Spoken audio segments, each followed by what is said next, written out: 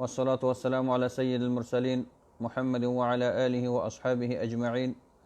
أما بعد فأعوذ بالله من الشيطان الرجيم. بسم الله الرحمن الرحيم. لئن شكرتم لأزيدنكم ولئن كفرتم إن عذابي لشديد. صدق الله العظيم. ډیرو درنو محترمو مسلمانانو خويندو او ورونو، السلام علیکم ورحمة الله وبرکاته. نن په دغه لنډو لحظو کې دوباره ستاسو خدمت ته هماغه بیګانه موضوع چې د کرونا د وایروس د انتشار په وخت کې د اختر د لمانځه احکام دي په پښتو ژبه بیانول غواړم، ځکه یو تعداد زمونږ او تاسو ورونه او خویندې په دري ژبه بلدتیا نه لري او په کامله توګه اخذ نشي کولی، نو د هغو د تقاضا په اساس باندې دوباره د هماغې تکرار په پښتو ژبه تکراروم. د بیګانۍ د موضوع څخه علاوه نوې موضوع په ننني بحث کې نشته. ډیرو مسلمانانو محترمو خویندو ورونو، دا د الله عز وجل پر موږ او تاسو باندې یو ډیر ګټ عظیم احسان دی چې موږ او تاسو یې الحمدلله مسلمانان او د محمد صلی الله علیه وسلم امت پیدا کړی یو. هغه امت چې الله عز وجل هغو ته په نورو امتونو باندې لوړوالی او برتري ورکړي، او محمد صلی الله علیه وسلم ته پر نورو پیغمبرانو باندې لوړوالی او برتري ورکړي. ځکه رسول الله صلی الله علیه وسلم فرمای فضلت علی الانبیاء بست، ما ته الله عز وجل پر نورو پیغمبرانو باندې د شپږو مسایلو په وجه لوړوالی او برتري راکړي. یو د هغې څخه دا دی چې ما ته الله عز وجل ټوله مځکه پاکه او مسجد ګرځولی، نو هر مسلمان ته چې د مانځه وخت برابر شي او دی په هر ځای کې وي دی هملته مونځ کولی شي. دا حتمي نه ده چې دی د خپل عبادتګاه ته لاړ شي، خپل مسجد ته د لاړ شي، لکه پخوانیو امتونو چې هغو باید خپل عبادت په خپل عبادتګاهو کې کړی وی. نو مونږ او تاسو ته دا حکم دی چې تاسو هر ځای کې د لمانځه وخت راشي، تاسو هماغه ځای کې لمونځ کولی شئ. نو دا د الله عز وجل لوی انعام دی پر مونږ او تاسو باندې. که یو طرف نه د کرونا مشکل او وایروس راغی، د هغې په سبب باندې مونږ او تاسو د خپلو عبادتونو څخه محروم شو، د مساجدو څخه محروم شو، مګر د عبادت څخه محروم شوي نه یو.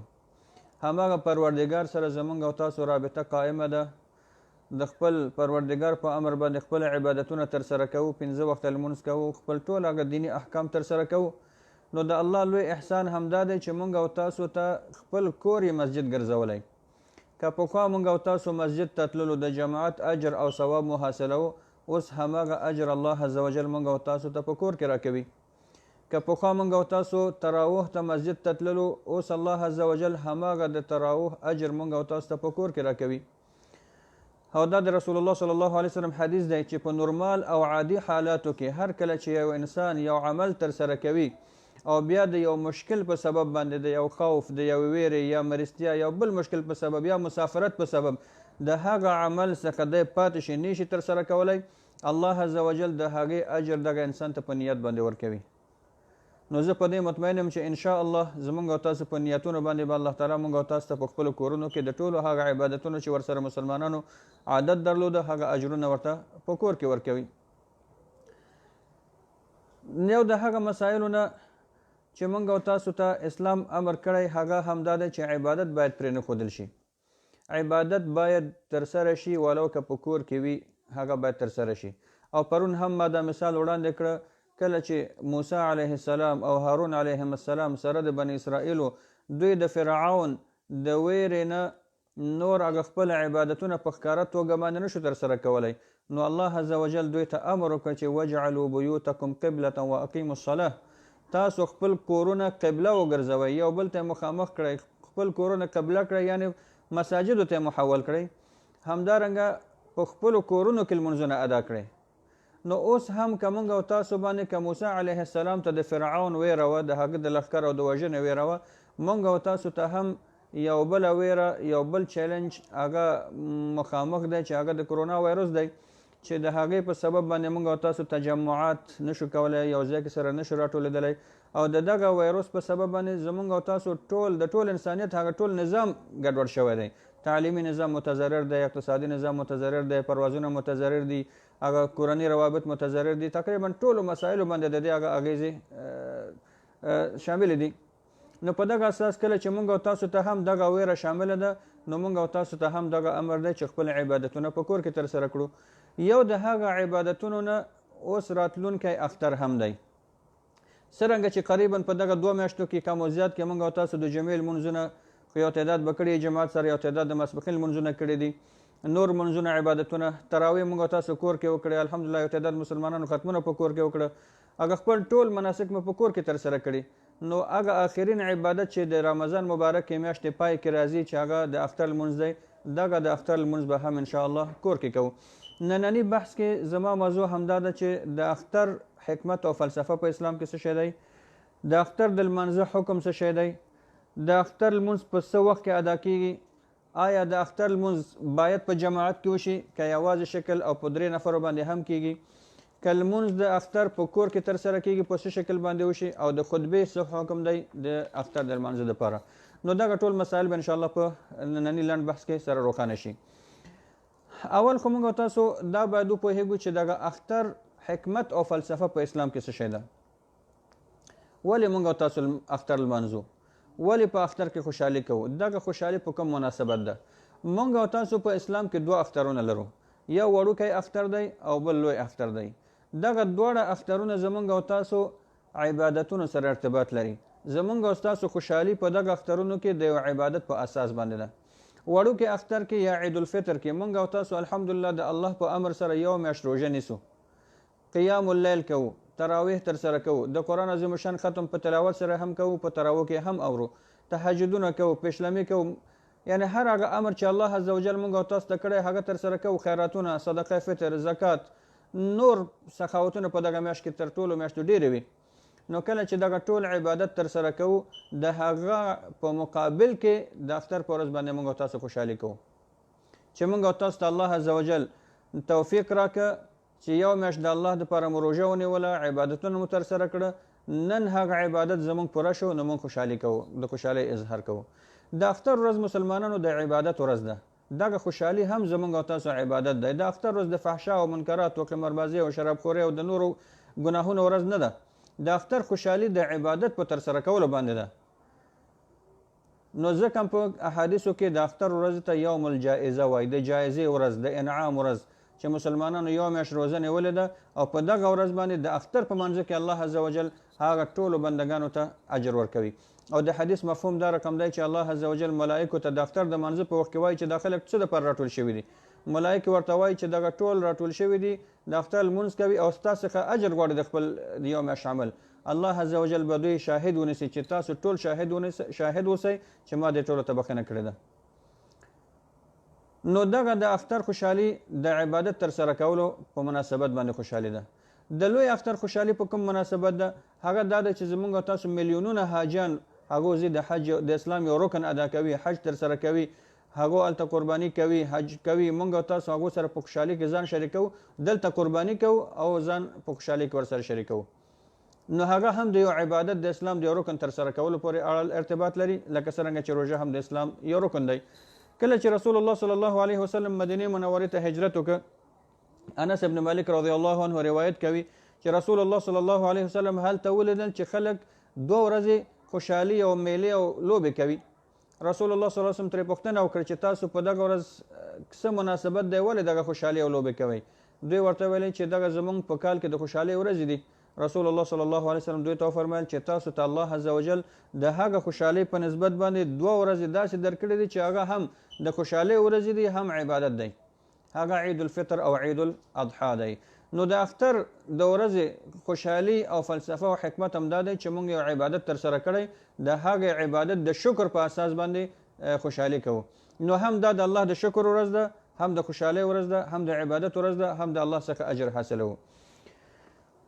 د منځه د اختر د لمانځه حکم څه شی دی؟ د اختر لمونځ څه حکم لري؟ په دې اړه باندې مجتهدین مختلف اقوال لري. ځینې وایي چې دا سنت مؤکد دی، ځینې وایي چې دا فرض کفایي دی، ځینې وایي چې دا واجب دی. نو حنفي مذهب چې موږ او تاسو اکثر هماغه تعقیبوو، حنفي مذهب مطابق د اختر لمونځ واجب دی، او واجب هماغه مرحله ده چې د سنتو څخه پورته ده، د فرضو ته نږدې ده، نو دا واجب دی. پس د اختر لمونځ حکم واجب دی په هر عاقل، په هر مسلمان عاقل او بالغ باندې، مقیم باندې، په دوی باندې د اختر لمونځ فرض دی. پر هغه چا باندې چې د اختر لمونځ فرض، د جمعې لمونځ فرض دی، د اختر لمونځ هم پر هغو باندې فرض دی. د اختر لمونځ رسول الله صلی الله علیه وسلم همیشه په پابندۍ سره ترسره کړی، هیڅ کله د اختر لمونځ نه دی پرېښودلی، ځکه هم د اختر لمونځ د مسلمانانو د تجمع او د وحدت او یو رمز دی او شعار دی، او دا د اسلام د نښو او شعایرو څخه یو لویه شعیره ده چې دې کې مسلمانان خپل وحدت، خپل یووالی، خپل اتحاد ښایي. نو په دغه اساس باندې دا واجب دی. د اختر د لمانځه وخت څه شی دی؟ د اختر د لمانځه وخت د لمر د ختلو څخه وروسته پیل کیږي، چې کله لمر راوخیږي او لمر لږ جګ شي، رنګ یې سوروالي ته مایل شي یا روښانتیا ته مایل شي، یعنی قریبا چې نن ورځو کې که په باندې 7 بجې لمر راخیږي نو 15 دقیقې یا 20 دقیقې یا نیم ساعت تیر شي، نو دغه وخت نه د اختر د لمانځه وخت شروع کیږي. تر څه وخت پورې جواز لري؟ د زوال نه مخکې وخت پورې، او زوال قریبا دغه ورځو کې 15 کم 12 بجې شروع کیږي. نو مونږ او تاسو کولی شو چې احتیاطاً ووایو چې مثلا د 15 کم 8 بجو نه تر 15 کم 12 بجو پورې، دغه تقریبا د اختر د لمانځه وخت دی. که چا نه په لومړي ورځ باندې په دغه وخت کې د اختر لمونځ پاتې شو، دی کولی شي د اختر لمونځ سبا په همدغه وخت کې وکړي، مګر د ماسپښین نه وروسته یا مازدیګر یا بل وخت کې بیا د اختر لمونځ جواز نه لري، باید د زوال څخه مخکې د لمر ختلو څخه وروسته ترسره شي. بله مسله دا د مسلمانانو که چیرې یو انسان د اختر لمونځ کوي، آیا د اختر لمانځه دپاره جماعت شرط دی که نه دی؟ حنفي مذهب دا وایي چې د اختر لمونځ دپاره جماعت شرط دی او بې جماعت نه ادا کیږي، یعنی سړی یوازې دغه لمونځ نشي کولی، باید په جماعت کې وشي. او جماعت څومره خلکو ته وایي؟ د جماعت دپاره حد اقل 3 نفره لازم دي، د امام په شمول، یعنی یو امام او 2 نفره نور 3 نفره، نور پورته که هر څومره وي، که 1000 نفره دي، که 3000 نفره دي، که 2000 نفره دي، حد اقل باید 3 نفره اوسیږي. اما ځینې نور مجتهدین بیا دا هم وایي که یو انسان د اختر د لمانځه د جماعت څخه پاتې شو او ده ته بله د جماعت زمینه برابره نه شوه، نو دی بیا یوازې هم د اختر لمونځ کولی شي.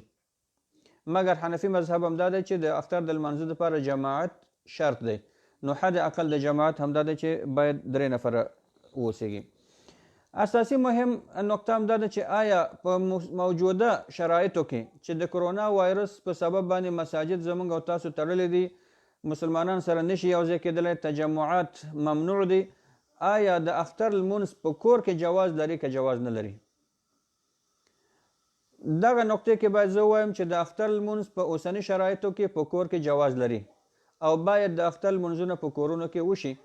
او بهتر هم دا ده چې په هر کور کې د کورنۍ اعضا، که هغه د کورنۍ پلار دی، که مشر ورور دی، که نور نارینه دي او زنانه دي، دوی ټول په خپلو کې سره جماعت ادا کړي، نو هم به د جماعت شرط پوره شي او هم به د اختر لمونځ پاتې نشي. په همدغه اساس باندې مسلمانانو د اختر لمونځ باید پاتې نشي. د اختر لمانځه او د جمعې لمانځه کې فرقونه شته، ولو که د جمعې لمونځ فرض عین دی، اختر لمونځ واجب دی، په مرتبه کې ترېنه ټیټ دی، مګر نور فرقونه هم شته. که چیرې د اختر د جمعې لمونځ د یو چا څخه پاتې شو، هغه بدیل او عوض لري چې د جمعې د لمانځه په عوض بیا ماسپښین لمونځ کوي، مګر که چیرې د اختر لمونځ پاتې شو، هغه عوض او بدیل نه لري، د هغې په عوض کې به څه لمونځ وکړو؟ بل لمونځ نشته. نو په همدغه اساس باندې باید د اختر لمونځ پرې نه ښودل شي، په خپلو کورنیو کې باید جماعت سره وشي، او که هغه څوک دلته مجرد اوسیږي او نور هیڅ څوک ورسره نشته چې په جماعت کې د سره شریک شي، نو بیا دی یوازې هم کولی شي چې د اختر لمونځ ترسره کړي. د انس بن مالک رضی الله عنه څخه وارد دی چې هغه رضی الله عنه به کله چې د اختر لمونځ ترېنه په مسجد کې جماعت سره پاتې شو، بیا به دی خپل کور ته راغی، خپله کورنۍ، خپله میرمن او اهل او عیال ماشومان به ټول سره راټول کړل او ده به ورته د اختر لمونځ په جماعت سره ورکوه. نو د صحابي عمل کرد چې انس بن مالک رضی الله عنه خادم رسول الله، د رسول الله د خادم په نوم باندې مشهور دی، او 12 کاله یې د رسول الله صلی الله علیه وسلم خدمت کړی، ډېر زده کړې د رسول الله صلی الله علیه وسلم څخه حاصل کړي. انس بن مالک رضی الله عنه هیڅکله داسې کار نه کوي چې هغه د سنت خلاف وي. نو دا چې انس بن مالک رضی الله عنه په خپل کور کې خپله کورنۍ راټولوي او د اختر لمونځ ورته ورکوي، په نورمالو حالاتو کې، نو په دې اساس باندې موږ او تاسو خو داسې شرایطو کې یو چې انسانان مسجد کې سره نشي راټولېدلی، د اختر لمونځ په جماعت سره امکان نه لري، نو په حق اولا سره دا جواز لري چې د اختر لمونځونه څه کال په کورونو کې ترسره شي او په کور کې په جماعت سره ترسره شي تر څو چې د جماعت امکان واوسیږي. همدارنګه اوس وخت کې د اختر د لمانځه د جواز په اړه چې کور کې ولې جواز لري، دا هم یو ډیر قوي دلیل دی چې موږ او تاسو ته اسلام د ځان ساتنې دپاره ډیر کلکه توصیه کوي. د ځان ساتنه په اسلام کې د اسلام دغه اساسي مقاصدو څخه دی. انسان باید خپل ځان وساتي او الله عز وجل موږ او تاسو ته فرمایي ولا تلقوا بأیدیکم الی التهلکه، په خپل لاس ځان هلاکت ته مه غورځوئ،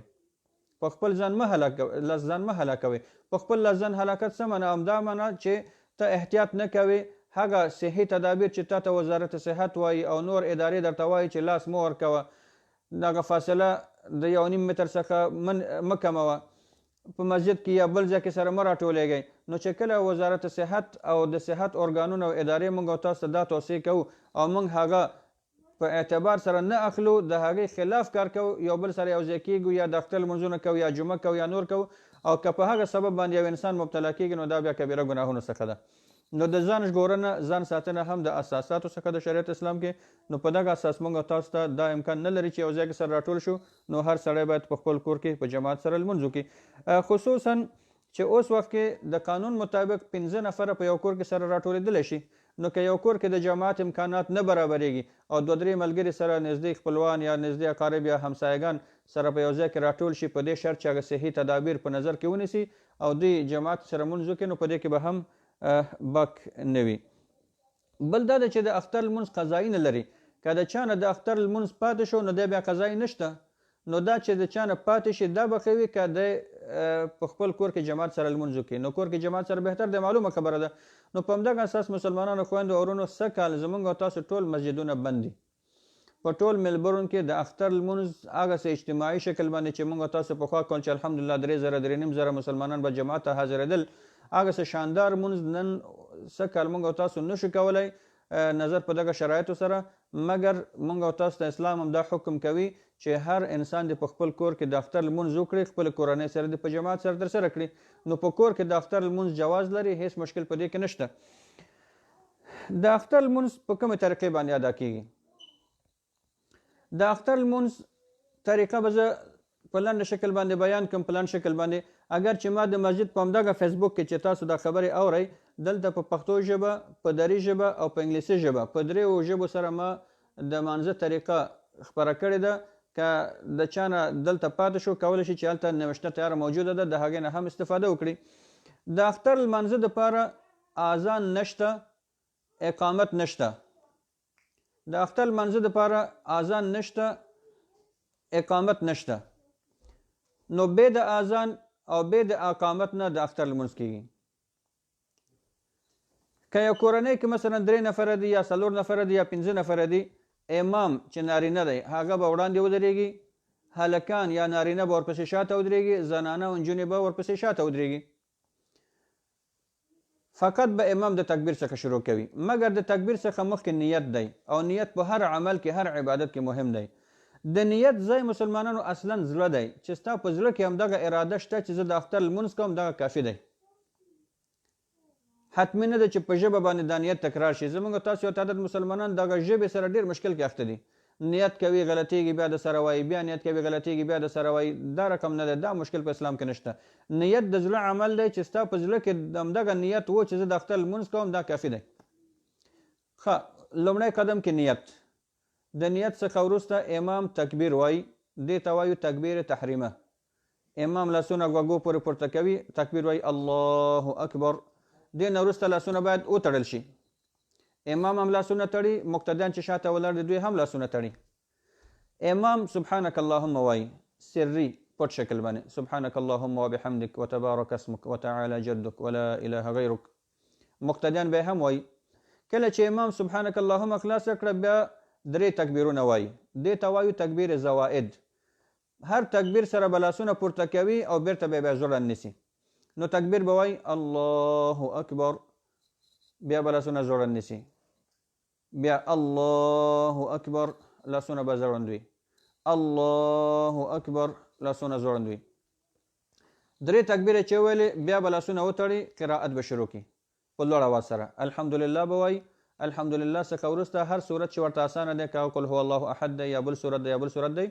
هغه به وایي چې هغه اخلاص که رکوع ته ځي سجده کوي بیرته دویم رکعت ته پاسېږي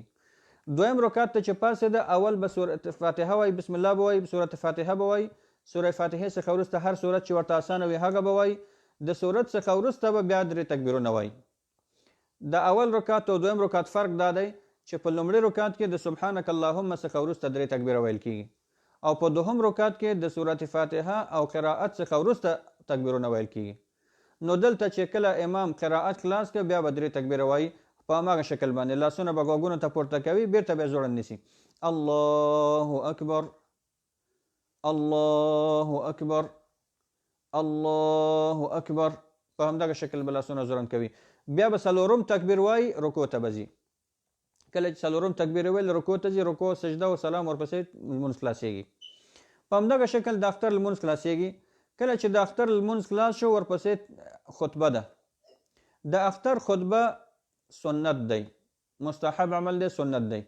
اما د جمعې په لمانځه کې خطبه ویل شرط دی په دې معنی که چیرې خطبه ونه ویل شي جمعې لمانځه کې بیا لمونځ نه کېږي اما د اختر لمانځه کې سنت دی که چیرې خطبه پاتې شوه لمونځ شوی دی که چیرې چاته خطبه یاده نه وه یا یوازې لمونځ شوی دی بهتر همدا ده چې خطبه وویل شي اما که چیرې فرضاً خطبه پاتې شوه بیا هم لمونځ شوی دی او که چیرې یو کورنۍ وکولی شي چې د خپل مسجد د امام خطبه آنلاین واوري نو د خطبې اورېدل آنلاین هم صحیح ده ځکه هغه هدف هماغه وعظ و نصیحت دی هغه خطبه اورېدلی شي لمونځ آنلاین نشي کولی اما خطبه اورېدلی شي او موږ به هم انشاءالله په مسجد کې لایف خطبه زه خپروم تقریبا 8 بجو باندې نو که هغه مسلمانان په 8 بجو باندې خپل فیسبوکونه عیار کړي نو خطبه آنلاین هم اورېدلی شي انشاءالله مګر د خطبې په اړه تاسو ته زه موضوع ډېره اسانوم خطبه هغه شکل حتمي نه ده چې تاسو د امامانو څخه په مساجدو کې په عربي ژبه باندې اوږده اوږده خطبې اورئ یا اوږده اوږده وعظونه او نصیحتونه اورئ نیم ساعت او 40 دقیقې خطبه کولی شي چې ډېره لنډه 3 دقیقې هم وي کیدای شي 10 دقیقې هم شي خطبه څه شی دی خطبې په ابتدا کې به حمد او صلات وایي الحمدلله رب العالمین والصلاة والسلام على سید المرسلین محمد وعلى آله واصحابه اجمعین حمد او صلات حمد او درود چې حمد او صلات دی وویلې د دې څخه وروسته منځ کې د یو حدیث ترجمه د یو آیت ترجمه یو نصیحت یو نیکه خبره یو ښه خبره یو 2 دقیقې یو دقیقه هر څومره چې لازم و هغه خبرې وکړه چې خبرې د خلاص کړې ورپسې دعا وکړه همدا خطبه د خلاص خطبه حتمي نه ده چې ته په عربي ژبه باندې ووایې یا دا ووایې دا په فارسي کولی شي په پښتو کولی شي په انګلیسي کولی شي په عربي باندې کولی شي ابتدا کې حمد او صلات منځ کې وعظ او نصیحت تذکیر او اخره کې دعا همدا خطبه ده دا خو هر څوک کولی شي نو ډېر اسانه ده په خپل کورونو کې په جماعت سره انشاءالله لمونځونه د اختر کوو 3 نفرو 4 نفرو 5 نفرو 10 نفرو تر هغه حد پورې چې قانون اجازه ورکوي او هغه د صحي تدابیر او فاصلې هم باید په نظر کې ونیول شي نو دې سره د اختر لمونځ خلاصېږي او خطبه چې وویل شوه نو د اختر د منځه ټول مناسک خلاص شول مګر یو اساسي مهم نقطې ته بل اشاره کوم چې موږ او تاسو خو الحمدلله مسلمانان یو او بیا مسلمانان خپل کې یو محبت او اخوت هم لري او په اخترونو کې موږ او تاسو یو بل زیارت کوو یو بل سره اختر مبارکې ته ورځو یو بل سره ملاقاتونه کوو کینو مګر چون څه کال هر شی تغییر دی چې لمونځونه موږ نه پاتې شوي دي په مساجدو کې تراویح مو په کور کې وکړې اختر لمونځ مو په کور کې وکړه نو په همدغه اساس باندې کوشش د دا وشي چې دغه کورونو ته د یو بل د اختر مبارکې دپاره مه ځئ ته د چا په نه راتګ باندې چا نه ګیله مه کوه او تا نه دې بل څوک ګیله نه کوي چې ولې فلان رانغی نو په همدغه اساس دغه د اختر خوشحالي خپل کورنۍ سره خپل ماشومانو سره خپل عیال سره تیر کړئ نو دې دپاره چې خدا نخواسته تا ته د بل جهت نه دغه وایروس سره انتقال نشي یا خدا نخواسته ستا د خوا نه بل مسلمان ته یا بل انسان ته دغه وایروس انتقال نشي نو دا د ځان ساتنه هم فرض ده نو په همدغه اساس باندې دغه اختر به خپل کورنۍ کې خپلو ماشومانو سره په خوشحالۍ سره ترسره کړو او بیا اوس الحمدلله دا دی چې موږ تاسو تلیفوني وسایل لرو نور وسایل لرو واتساپ دی ټویټر دی او انسټاګرام دی دا ډېر وسایل لرو چې د هغې په واسطه باندې کولی شو تلیفوني یو بل ته مبارکي ورکړو یا حد اقل ویډیو باندې یو بل لیدلی شو سره نو په دغه وخت داسې حالت دی چې ټول یو بل معذور ګڼي څوک د چا نه ګیله نه کوي نو په همدغه اساس کوشش وکړئ چې د کورنۍ زیارتونه تګ راتګونه بند کړئ او هیڅ څوک د چا نه ګیله نه کوي وصلی الله علی سیدنا محمد وبارک وسلم علیه